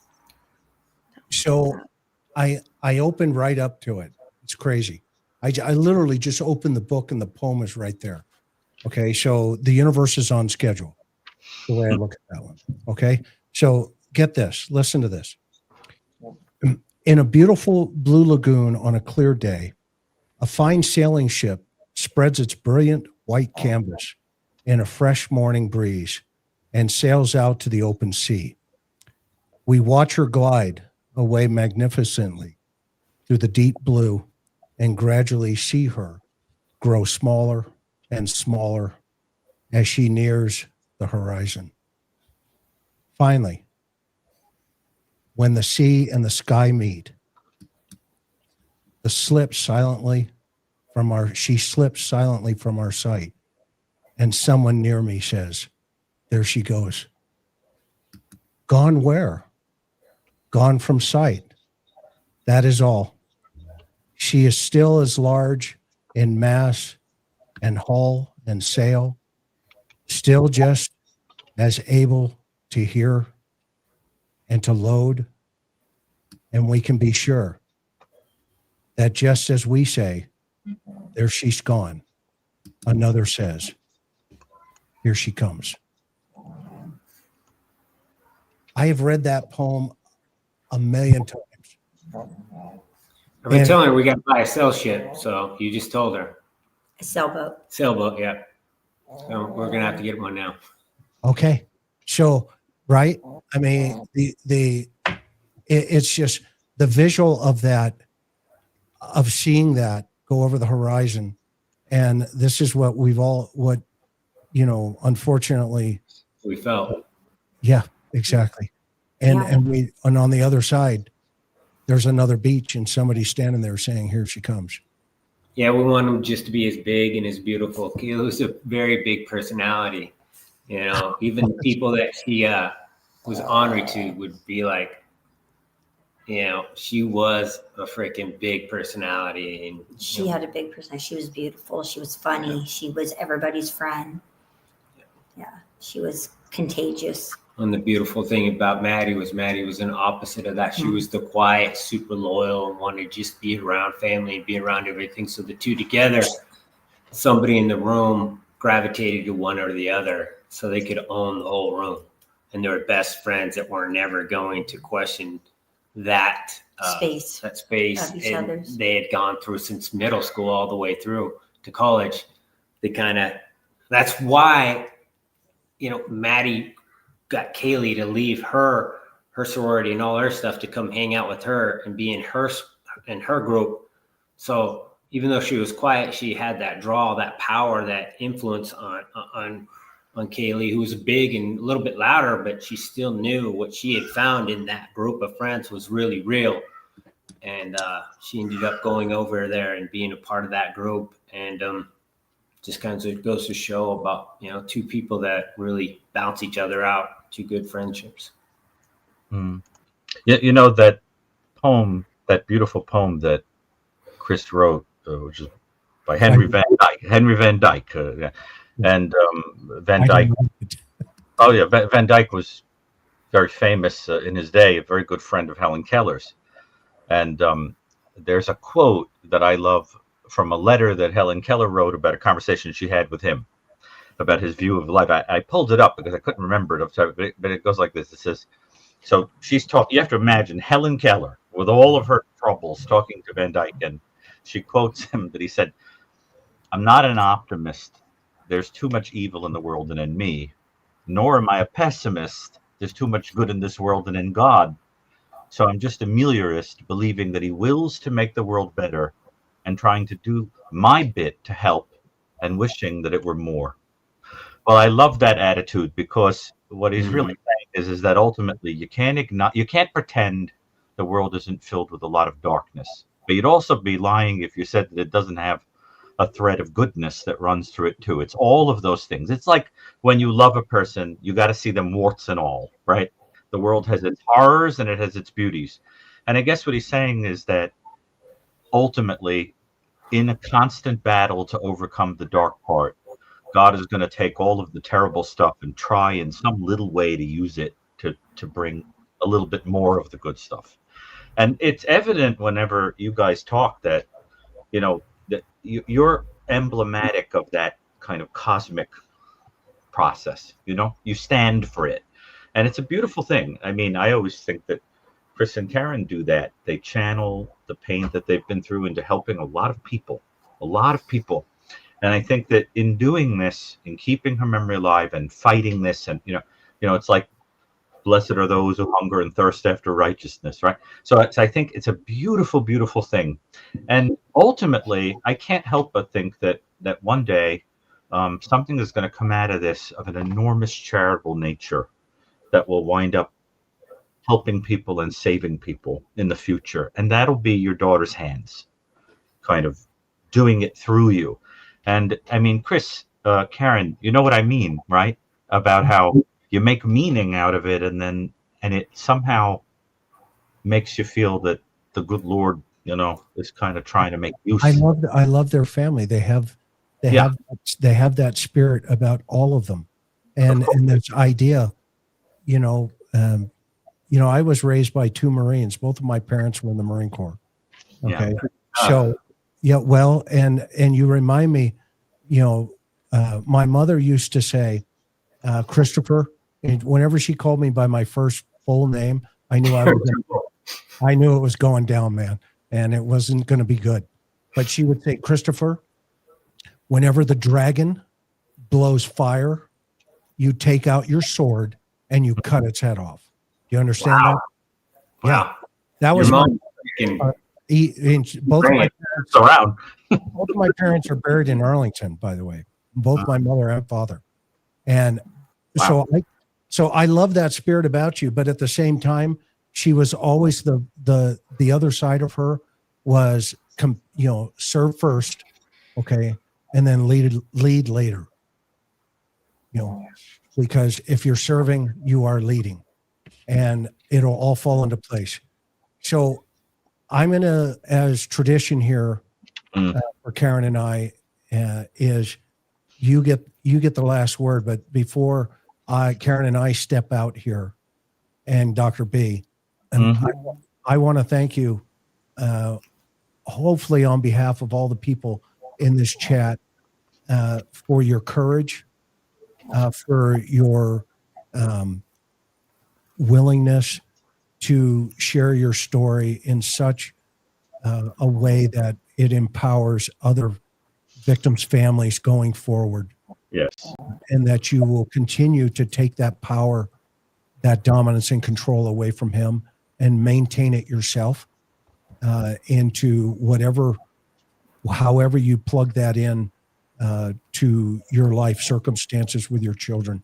Today, I know you got a tremendous amount of amazing events ahead of you with graduations, with potentially, relationships and all the other stuff that comes along with life. And that cute puppy who has been an amazing sound effect through this entire 3D. Oh, we love it. Absolutely love it. So that's my 2 cents. Karen, honey, anything from you? I couldn't have said it better myself. No, I echo Chris's sentiments. We love and support your family. I think we echo what many, many, many people out there are feeling. We're grateful. I mean, your strength and your courage and your passion is, contagious. Of course, you're helping somebody else out there, other people. Again, unseen hands. And thank you for coming on and being willing to share your thoughts, your feelings. We know this is so difficult and painful, but yet at the same time, we hope that it helps you continue to have your voice out there, continue to be a strength for your family and other people. And we look forward to having you back on in the future as well. We will never get tired of listening to you talk about Kaylee, ever. Okay. Thank you. Thank you Ever. very much. Gary, any last thoughts? And then the three of us are going to step out and leave it to Steve and Kristi for the final word, and then we go to Hawaii. Well, I guess all I'll say is, first of all, thank you for this very much. I guess all I'll say is that in the effort to take away power from your daughter and the other victims, what instead happened was that your daughter and the other victims became more powerful than ever, more powerful than he could ever have imagined. And the reason that he underestimated it is because he doesn't understand the nature of love and people that love you. It cannot die. It's not possible. And instead, if you try to snuff it out, it just grows and burns more. And that is not something that this person will ever understand. So as she inherits heaven, he remains in a kind of hell. And the hell is not understanding love.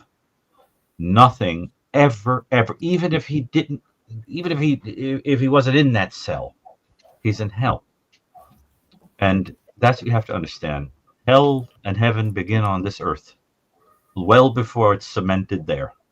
And I just want to say, that you're beautiful people. I really appreciate this. And I think in saying the things you're saying, you're inspiring a lot of people out there too. So thanks. And we'll be in touch. Thank you. Yes. Okay, so we're going to pull out. You guys can take us to Hawaii and just say, let's go to Hawaii. And then we'll be off here. Okay, so stand by. Okay. Get the ugly one off last. Yeah. We just want to thank everybody, Chris and Karen and Dr. Brucato. They've always been amazing to us. Just so thoughtful and understanding and compassionate. It's a good to have a voice that we could be heard and understood. We love you all that pray for us, and we feel your love. We feel your prayers, and we love you all more than ever. So bye from baby, bye from me, and let's go to Hawaii.